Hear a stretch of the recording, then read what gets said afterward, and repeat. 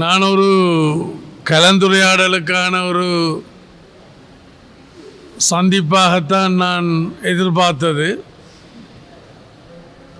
இருந்தாலும் நாட்டு நடப்புகளை பற்றிய ஒரு கலந்துரையாடல், ஏன்னா இப்போ தினமும் திரும்பவும் அவதூறுகளை பரப்புற மாதிரியான செயல்பாடுகள் எல்லாத்தையும் சில தமிழ் கட்சிகள் செய்ய முற்படுகினோம். இப்போ கிட்டடியில் ஒரு பத்திரிகையில் வந்திருந்தது, பொன்னாவளியில் திரட்டப்பட்டார், மோட்டார் சைக்கிளில் தப்பி ஓடினார் என்றெல்லாம் சொல்லி செய்திகள் வந்திருந்தது. அப்போ நான் அந்த தலைப்பு போட்ட ஒரு பத்திரிகையாளர், மூத்த பத்திரிகையாளர், அவர்கிட்ட கேட்டேன், என்ன இப்படியெல்லாம் செய்தி வந்திருக்கேண்டோ, எனக்கு தெரியும் அது பொய்யண்டு, ஆனால் தன்னால் அப்புறம் அதை மாற்ற முடிய இல்லையே. பிரபாகரனே என்ன திறத்துறதுக்கு கொள்றதுக்கு என் மேல சேறு பூசி எல்லாம் கணக்க செய்தது, ஆனால் பிரபாகரனாலே முடிய இல்லை. அப்போ இந்த சில குடிகாரரால் என்ன அப்படி துரத்த முடியாது, அப்படி எதுவும் நடக்கல. சில குடிகாரர் என்ன அந்த அவையில் அந்த முயற்சியை செய்திருக்கலாம். உங்களுக்கு தெரியும், நித்திர ஹோல்டவனை எழுப்பலாம், நித்திர ஹோல்டவனை போல நடிக்கிறவனை எழுப்ப முடியாது. அறியாமையில் இருந்தால் அவைகளுக்கு விளங்கப்படுத்தலாம். அப்ப ஏற்கனவே இந்த பொன்னாவளி, சுண்ணாம்பு கல்லு அகழ்வு சம்பந்தமான நீண்ட கால ஒரு முயற்சி இருந்தது. உங்களுக்கு தெரியும், 2000 இந்த தேர்தலுக்கு முதல் தேர்தலில் தமிழரசு கட்சி கூட தன்னுடைய தேர்தல் விஞ்ஞாபனத்தில் அதை பற்றி எல்லாம் சொல்லி இருக்கணும். அப்போ அது புதுசாக ஒன்றும் இல்லை. அப்போ அதை பற்றி சில பேர் அறியாமையிலையும் கதைச்சிருக்கலாம், குடிச்சு போட்டும் கதைச்சிருக்கலாம், உள்நோக்கத்தோடையும் கதைச்சிருக்கலாம். அப்போ பல கதைகள் இருந்தபடியினால் அந்த பிரதேசத்து மக்களை ஒரு 300-400 பேரை நான் களத்துக்கு அழைச்சிருந்தேன். நான் அங்கே கொண்டு போய் அதிகாரிகளையும் வச்சு களத்தில் வச்சு ஒரு கலந்துரையாடல், ஒரு விளக்கம், சந்தேகங்களை தெளிவுபடுத்துறதுக்கான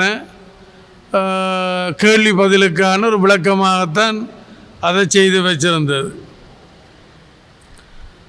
இதை தெரிஞ்சு கொண்ட சில குடிகாரரும் சில அரசியல் நோக்கங்கள் கொண்டவர்களும் இதை குழப்ப வேணுமென்ற ஒரு நோக்கத்தோடு நான் போகிறதுக்கு முதலே அங்கே போய் நின்றுருக்கணும். அப்போ நான் போய்க்கல அங்கே அவியல் இருக்கணும். அப்போ அவியல் கதைக்கக்கூடிய நிலைமையில் அவியல் இல்லை. நான் குடிச்சு போட்டிருக்கணும், அரசியல் நோக்கங்களோடு இருக்கணும். அப்போ அதில் கதைக்கிறதுல பிரயோசனம் இல்லை. அப்போ திரும்பி வந்தது, ஓடி வர இல்லை, நிதானமாக தான் வந்தது. திரும்பி வருவேன் சொல்லி போட்டு நான் வந்தேன். நான் திரும்பி போக இருக்கிறேன். நான் என்னுடைய அந்த இலக்கு, அது நியாயம் என்று நினைக்கிறேன். அந்த இலக்கை நான் வெற்றி கொள்ளுவேன் நான் நம்புகிறேன். ஏன்னா அது எங்களோட நாட்டுக்கு, எங்களோட மக்களுக்கு தேவை. வேலை வாய்ப்புகள், வாழ்வாதாரங்கள், அபிவிருத்திகள் சகலத்துக்கும் அது எங்களுக்கு தேவை. நான் அதை செய்வேன். இப்போ கிட்டடியில் தலைவராக, ஒரு கட்சியினுடைய தலைவராக தெரிவு செய்யப்பட்ட என்று சொல்லி அங்கேயும் கள்ள வாக்கு போட்டு முறைகேடாக தெரிவு செய்யப்பட்டவர் என்று சொல்லி அவர் இப்போ அதிலிருந்து வெளியில் நிற்கிறார். ஆனால் உங்களுக்கு தெரியும், அவரே ஒரு முறை தேர்தலில் நான் இத்தனை கள்ள வாக்கு போட்டு 75 என்று சொல்லி ஏன் அதை குறைச்சி சொன்னாரோ தெரியல. அதுவும் பதிவில் இருக்குது. 2004ஆம் ஆண்டு நாடாளுமன்ற தேர்தலில் ஒரு கட்டித்தனமாக சொல்கிறார், தானும் இத்தனை கள்ள வாக்கு போட்டு. அதான் 22 எம்பியை தெரிவு செய்யல, கள்ள வாக்காளர் அவளை 22 பேரும் தெரிவு செய்யப்பட்டவர். அப்போ தானும் கள்ள வாக்கு போட்டவர் என்றதை அவர் சொல்லியிருந்தார். பிறகு அவர் கிட்டடியில் வன்முறையை பற்றி, சண்டித்தனத்தை பற்றி எல்லாம் ஏதோ எல்லாம் சொல்கிறார். உங்களுக்கு தெரியும், தமிழ் இளைஞர்கள் மத்தியில் வன்முறையை தூண்டினது தமிழரசு கட்சி. நாங்கள் எல்லாம் சிறுவர்களாக, இளைஞர்களாக இருக்கல தமிழரசு கட்சி தான் வன்முறையை தமிழ் சமுதாயத்துக்குள்ள கொண்டு வந்தது. தங்களோட சுயலாபத்துக்காண்டி தான் அவை கொண்டவை. அதாவது மாற்று கருத்துள்ளாக்களுக்கு இயக்க மரணம் அல்ல, மாற்று கருத்துள்ளாக்களுக்கு இயக்க மரணம் அல்ல, இயக்க மரணம் இல்லை என்றால் கொல்லப்படேண்டதுதான். அப்போ இளைஞர்களாக நாங்கள் இருக்கிற நேரத்தில் எங்களை எல்லாம் தூண்டி உசுப்பேத்தி விட்டது. அப்போ தமிழரசு கட்சி தான் வன்முறையை தூண்டி விட்டது, உசுப்பேத்தி விட்டது, ஆரம்பித்து விட்டது. அப்போ இன்றைக்கு அவர் அதாவது முறைகேடான தேர்தல் என்று சொல்லி அதில் தலைவராக அந்த கட்சிக்கு தெரிவு செய்யப்பட்டவர். பிறகு அழுத்தங்கள் காரணமாக அது அம்பலப்பட்டபடியினால் அழுத்தங்கள் காரணமாக அவர் அந்த பதவியிலிருந்து விலத்தப்பட்டிருக்கிறார். அவர் சொல்கிறார் சண்டித்தனத்தை பற்றி, வன்முறையை பற்றி கதைக்கிறார். அப்போ இந்த பொன்னாவளி விடயத்தில் எதிர்த்தரப்பினர் சொல்கிறதுல எந்த உண்மையும் இல்லை. ஏற்கனவே அந்த இடம் மக்களுடைய குடியிருப்புக்கு உகந்ததல்ல, உவர்நீர் இருக்கு என்று சொல்லி நீண்ட காலமாக வெளியேறிட்டோம். அப்போ இதெல்லாம் அந்த சுண்ணக்கல்ல அகழ்ந்தெடுக்கிறது கூடாக நான் என்ன யோசித்தது, ஒன்று அதில் ஒரு குளத்தை உருவாக்கினால் மழை நீரை சேமித்து நூற்றுக்கணக்கான ஏக்கர் வயல் காணிகள், தோட்ட காணிகளை செய்யலாம். அதுக்கு மீன் வளர்க்கலாம். உப்பு தண்ணி உள்ளுக்கு வர தடுக்கிற நாகமுனை அதெல்லாம் அவர்கள் கட்டித்தரேன்னு சொல்லியிருக்கணும். அகல்ற என்ன மழை நீர் வெளி கடலுக்குள்ள போகாது, உள்ளுக்கு தான் தேங்கி நிற்கும். அது மாதிரி கடல் நீரும் உள்ளுக்கு வராமல், அந்த அணை வருமா இருந்தால் கடல் நீர் உயர்ற நேரத்தில் உள்ளுக்கு வராமல் தடுக்கலாம். அதே நேரத்தில் மழை நீர் வாரதை கடலுக்குள்ள போகாமல் தடுக்கலாம்.